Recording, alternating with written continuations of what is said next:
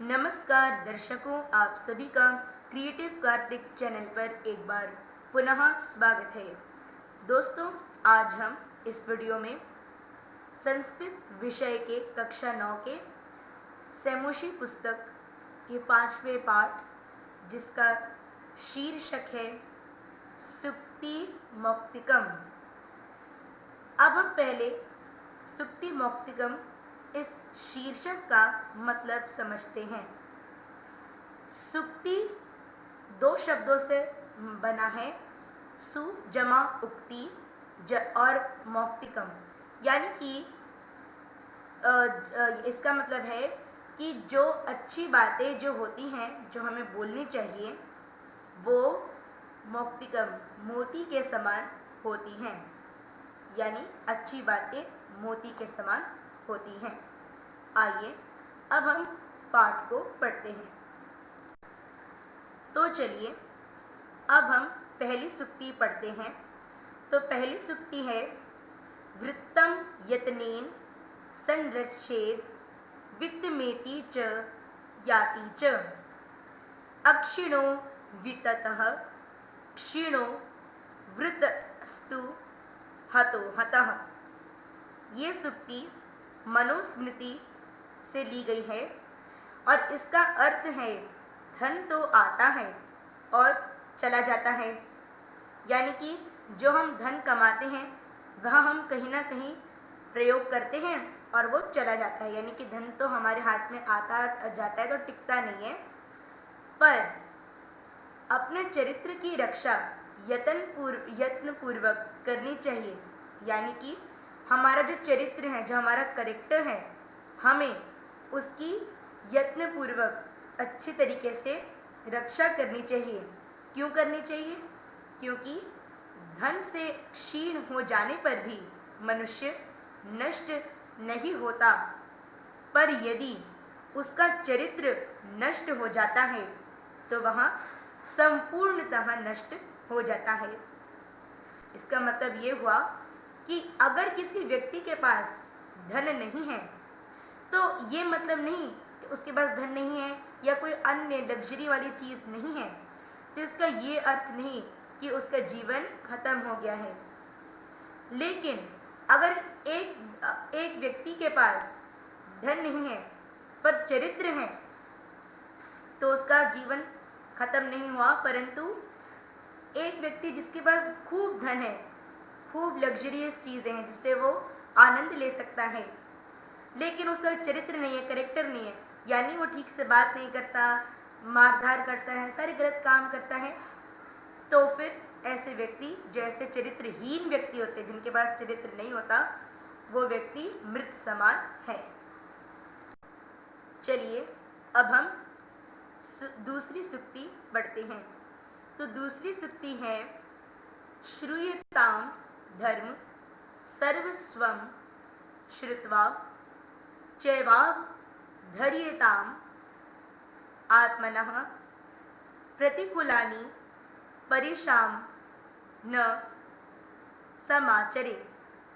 और ये सुक्ति विदुर नीति से ली गई है। इस सुक्ति का अर्थ है कि हे लोगों, धर्म का सार सुनो। हे लोगों क्यों? क्योंकि ये हम मानव कल्याण यानी सभी के हित के लिए बोल रहे हैं, तो इसलिए यहाँ पे है कि हे लोगों, यानी कि सभी लोगों, धर्म का सार सुनो, धर्म की बातें सुनो। सुनकर समझ ले कि जो व्यवहार अपने लिए प्रतिकूल लगे उसे दूसरों के प्रति आचरण न करे। यानी कि इसका मतलब ये हुआ कि जो सुक्ति का अर्थ ये हुआ कि सभी लोगों की से विनती है कि वे धर्म का सार सुने। और क्या धर्म का सार है? कि वे धर्म का सार सुनकर ये समझ ले कि हमें जो व्यवहार अपने लिए अच्छा लगता है वही व्यवहार हमें दूसरे के लिए भी करना चाहिए, यानी किसी से दुर्व्यवहार, बुरा बर्ताव नहीं करना चाहिए।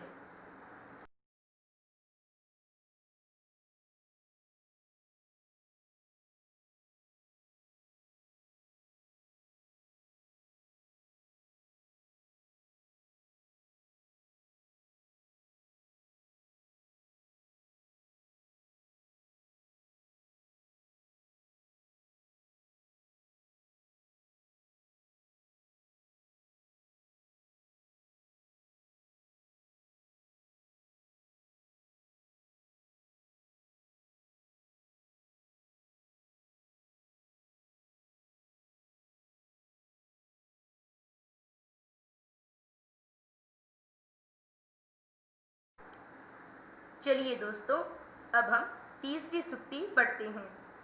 तीसरी सुक्ति है, प्रिय वाक्ये प्रदानेन सर्वे तुष्यन्ति जन्तवः तस्माद् तदेव वक्तव्यम वचने का दरिद्रता।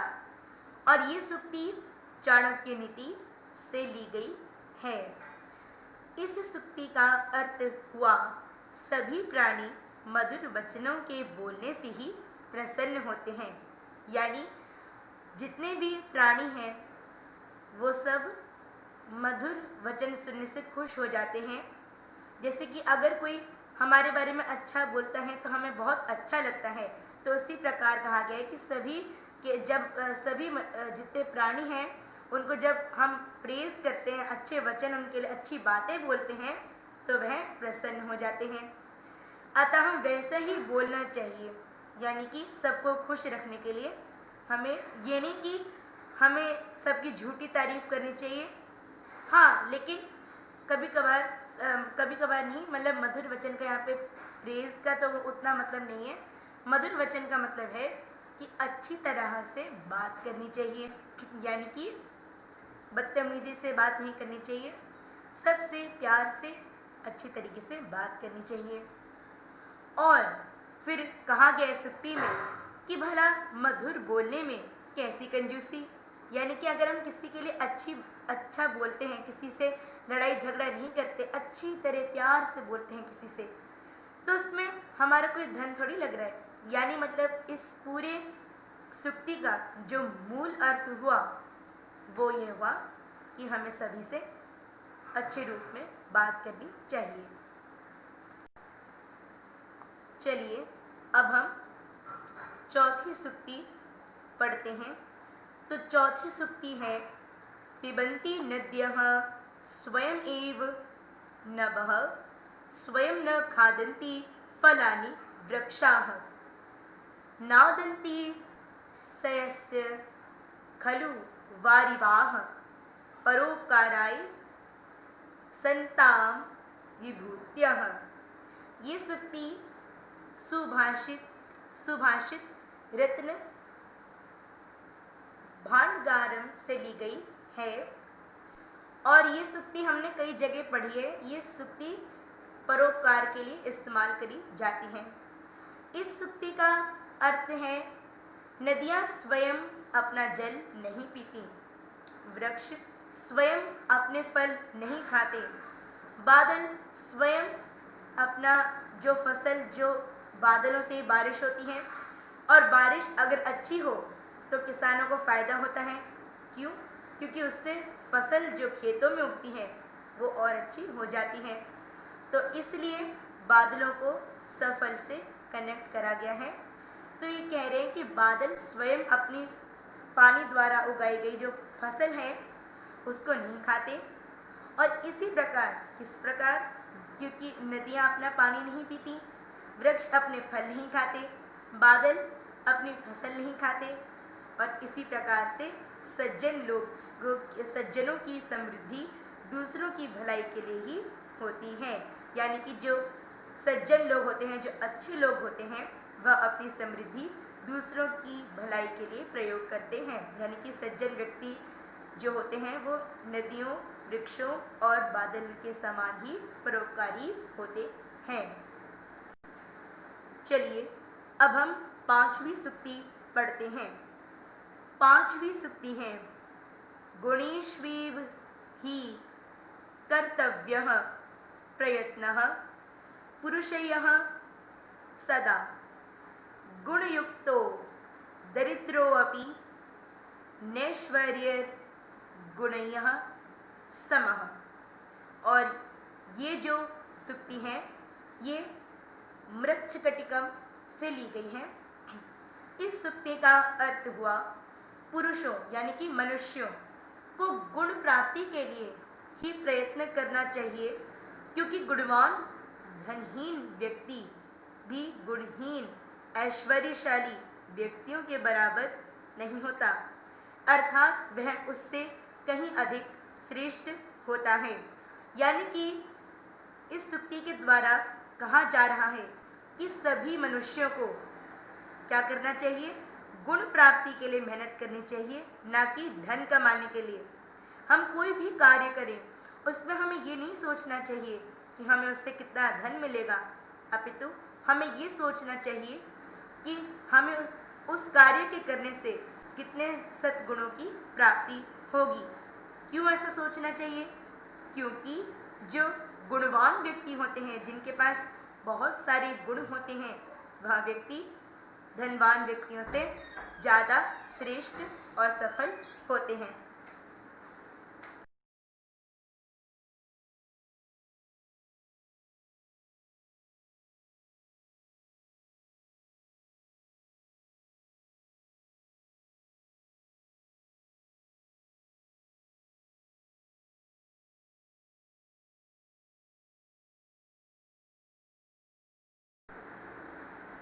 चलिए अब हम छठी सुक्ति पढ़ते हैं।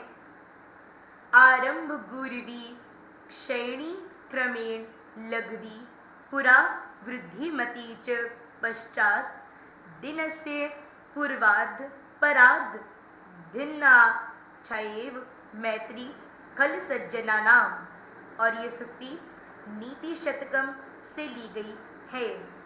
इस सुक्ति का अर्थ हुआ, सज्जन लोगों की मित्रता दिन के परार्ध की छाया के समान तो शुरू में छोटी होती है और धीरे धीरे बढ़ जाती है, वहीं पर ही दुष्टों की मित्रता दिन के पूर्वार्ध की छाया के समान शुरू में तो बड़ी होती है और क्रमशः क्षीण होने वाली हो जाती है। यानी कि यहाँ पे अच्छे और बुरे मित्रों की मित्रता के विषय में कहा गया है। इस सुक्ति से हमें पता चलता है कि जो सज्जनों की मित्रता होती है, यानी कि जो अच्छे लोगों से हम लोग मित्रता करते हैं, उनकी मित्रता कैसी होती है। यदि आपके घर के आसपास कोई पेड़ हो और उस पर जब धूप पड़ती है सुबह के टाइम पर, तो आप देखते होंगे कि हमारी छाया यानी हमारी जो शैडो बनती है या पेड़ की ऐसी किसी की भी शैडो जो बनती है वो छोटी होती है।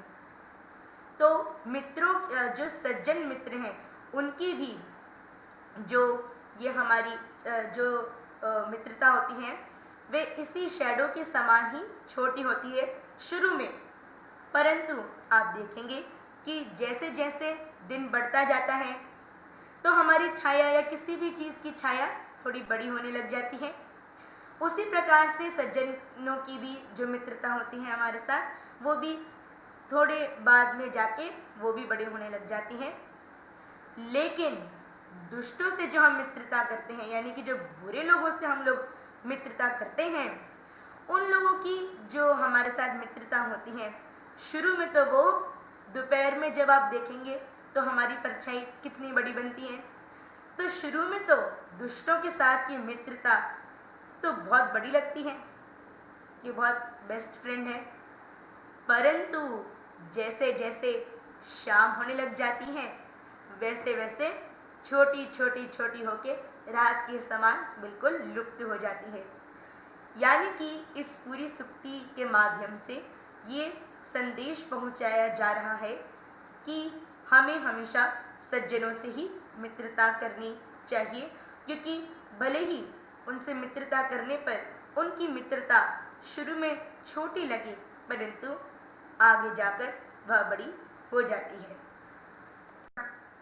आइए अब हम 7वीं सुक्ति पढ़ते हैं। यत्रा अपि कुत्रापि गता भवेयु हर्षा मही मंडलम